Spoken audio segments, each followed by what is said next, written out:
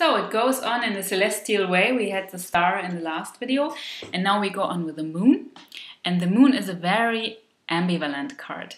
It is, I always tell my clients, it is like in real moonlight. You might see some things, but you don't see how they exactly look like, and you don't see any colors. So it is about you not knowing the whole picture. And so it is a warning card often that you should not decide too early, that you should take more time, and that you don't know everything. Yeah.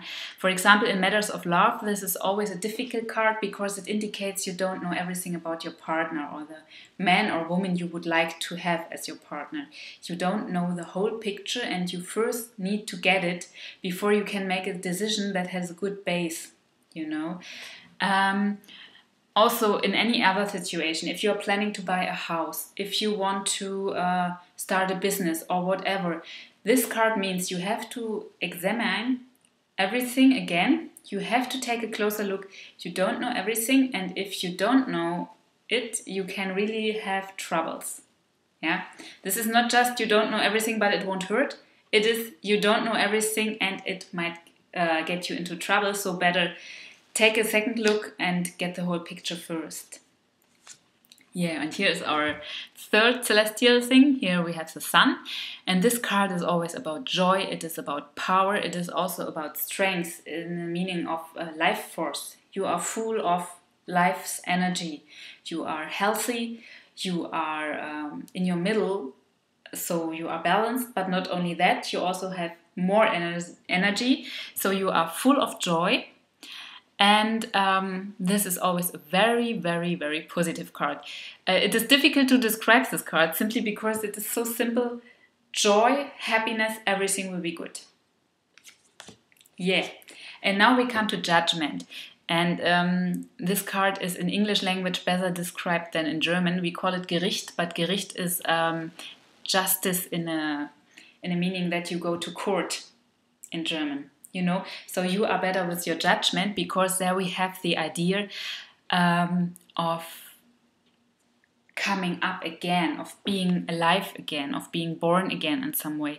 And this card indicates that something that was dead, that you didn't gave any life force, will come up again. For example, if you had an old love affair and you are meeting this person again, this means your love will be renewed again. But in most cases, it is and if you are doing a reading, it is in a deeper level.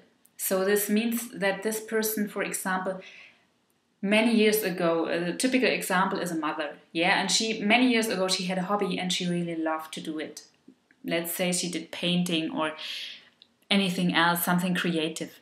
And this means she should do it again soon. This is something that died inside of her due to stress, due to everyday life. We all know this. Sometimes these things just fade away and we don't even recognize they are fading away, and we are missing them, in fact.